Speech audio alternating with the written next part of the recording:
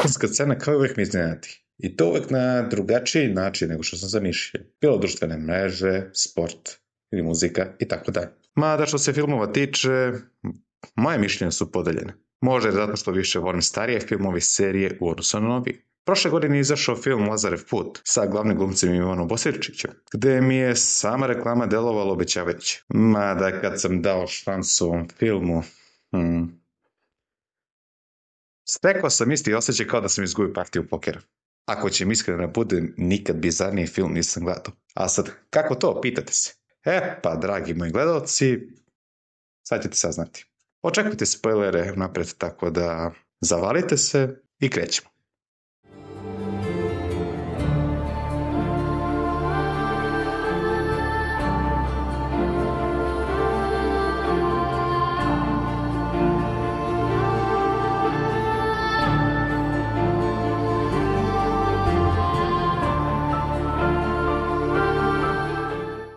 Zamislite, napravite priču o tome gdje nije glavna tema pobeći s nekog mesta. Glavna tema ovog filma je navodno sakupljanje nepotrebne dokumentacije i psihološko stanje našeg glavnog lika Lazara. A i to razumem.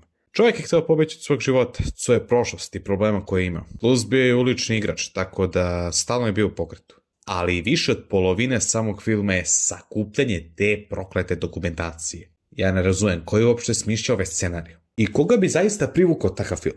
Ukupno je obišao 6 ljudi kako bi odradio neke formulare, potpise i druge papire, neke brojeve i tako dalje. Plus njihovo čudno ponašanje baš i ne doprinosi ovoj priči. Kao da si na nekom ugletom ostrvu ili u nekoj sekti. Svaki put kad bi otišao kod nekog, falilo bi mu nešto. Plus ti ljudi mu govore da treba da obrati pažnju i da vodi računa o dokumentaciji ko želi da napusti ostrvo. I svaki prokleti put naš glavni glumac se iznervira, završi tu i viđamo njegovu scenu kako je prerušen uličnog igrača ili ti zabavljača sa psihološkim traumama. Znači, taj prvi segment filma, pomislio sam da li uopšte ima smisla ovo gledati. Ali ajde, daću mu šansu. I kada je obišao tih 6 ljudi, kod prve osobe falio bi mu jedan formular. Kod druge osobe nije tačno popunjen formular, pa onda mora dodati na drugu adresu. Kod treće osobe pogledaj kutiju, fali mu broj, mora dodati na tu adresu. Kod četvrte osobe jer ne shvata kako ta dokumentacija treba da ide. Morate da obratite malo pažnje. Ali ti malo obratiš pažnju da se normalno ponašaš. Odlazi do 5. lokacije gdje dobije broj. I odlazi kod 6. čovjeka gdje misli da je možda iz Afganistana ili Sirije. Te odlazi kod 7. čovjeka koji je navodno naučio srpski jezik kako bi se porazumio sa njim. I do tog momenta pola filma je već otišlo. U stvari ne baš pola filma, 40 minuta, ali recimo je to pola filma. 40 protraćenih minuta samo da bi došlo do nekog konkretnog čoveka. A kada je došao do tog čoveka, treba opet da popuni neki formular, ali kroz ispitivanje. Na početku je delovalo normalno pitanje. O samom sebi, o njegovim roditeljima, šta su radili, tako to, da li oženjeni. Onda su pitanja postala veoma čudna. Prvo se vodi razgovor o razvodu sa njegovom ženom, gdje mu je postavljeno pitanje zašto se razveo. Koga je briga za to? Ali navodno kaže da se nisu slagali i da ga je pritisak mučio, tako da je hteo da ode i da ih ostavi i nju i dete, gde Lazar nigde nije napomenuo da ima dete. Onda naravno ima da li se kaje zbog toga što je otišao, jedino što se kaje je da njegov sin ne postane kao on. Onda imamo pitanje o životu posle razvoda, gde je putovao, da je u Pragu upoznao čoveka, pa je ostao kod njega pola godine, taj čovjek dobio infarkt. I onda mu je rekao da se stara o njegovom psu. Ali, znajući Lazara da stalno putuje s jednog mjesta na drugo, nije htio da ga čuva i napušta. Mada postavljamo pitanje kome je bilo bolje, da li njemu ili psu. Ja iskreno budem ne kapiram ta pitanja koje postavlja. Znači, navodno govori da formular mora bude tačno popunjen. Vidi se da je Lazar iznerviran. I ja bih bio iznerviran kad bi mu postala takva pitanja. Nisam otišao u ludnicu, nego da samo popunim formular i da odavde s ostrva.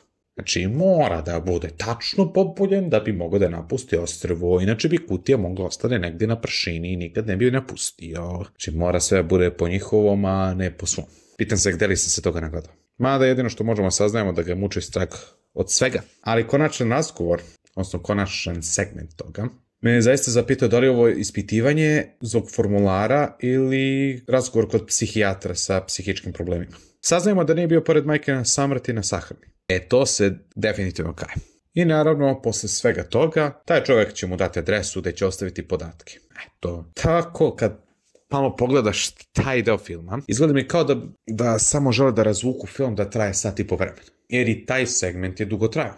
Sa konstantnom rotacijom kamere, te sa jednog čoveka, te sa Lazara i tako u krug. Samo se ta kamera vrti, nema ono, baciš se jednog mesta na drugo mesto, da malo napetije, nego samo se ta kamera vrti, pa stane kod Lazara, pa se vrati kod tog čoveka i tako dalje, i tako dalje. Mnogo je amaterski određeno taj deo. Čak bih i ja sa mojom starom Nokijom, koja čak ni nema kameru, odredio bolji posao od toga. I posle svega toga, on odlaze na adresu sa tim formularima kod jedne žene.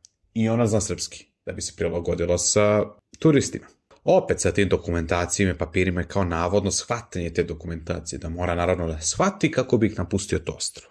Kad bi ja otišao negdje dobro, ja hoću samo se odmorim i da odem. Kako popunjavanje formulara. Odlaze do jedne sobe sa tim kutijama označenim po godinama. Ispostavlja se da su to sve Lazarovi podaci. Da baš svi podaci o Lazaru i njegovoj prošlosti. Njegove rane godine, upoznavanje sa ženom, kako je dobio dete. I tu ga sve pogađa. I posle svega toga vidimo ga na obali kako leži. Ili sam glup ili ne kapiram. Ili je to samo znak da pokažu Lazaru da je mogao drugačije da postupi. Da je mogao da odabere i drugu stranu. Ali to su mogli malo bolje da odrede, ne da mi sami shvatimo posle sat i 20 minuta filma. I navodno uskaču u vodu. Da li je to zato što nije izdržao? Ne znam. I zadnjih 10 minuta filma vidimo kako sveštenik odlazi kod Lazarovog oca. Gde mu je žao što je Lazar otišao i krivi sebe za to. Da je mogo drugačije da postupi, Lazar mogo da ostane. Sve se nekako vraća.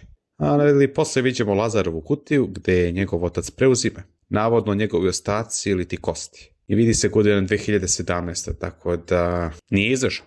Ali kraj filma toliko je bizaran da ja ne znam reči. Lazar se vraća na obalu, leži na zemlji i presijava se kao da je vaskrsnuo. Uz naravno pozadinsku muziku.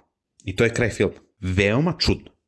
Nemam što drugo da kažem. Sat i po vremena koliko je trajalo, moglo je da se ugura u 15 minuta, jer predugo traje. Ništa se ne dešava. Monotono i barem po meni loše odrađeno. Ljudska psiha jeste čudo, ali ovde je loše prikazano. I ta prokleta birokratija. Znači, prokleta papirologija sa jednog ćoška na drugi ćošak, na treći ćošak i tako dalje. To je isto kao kad sam gledao crteni film Asterix i Obelix ili Asterix i... Ne mogu setim tačnog naziva, ali mislim da je bio vezano sa 12 zadataka, kao što je Herkules radio tih 12 zadataka koje su mu bogovi dali.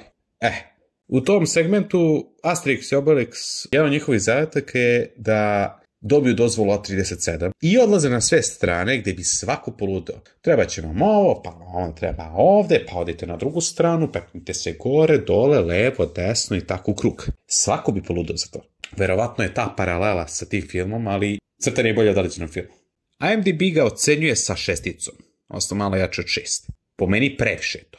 Precenjen film, po mom mišljenju, dao bih mu ocenu 1 od 10. Neću da kritikujem mnogo, jer nek bude 1,5 od 10. Možda čak i najgori film u 2024. godini. Možda postoji još neki gori film, ali saznaćemo. Toliko od mene i nadam se da vam se sviđa novi tip pravljanja klipova uz pozadinu neke videoigre.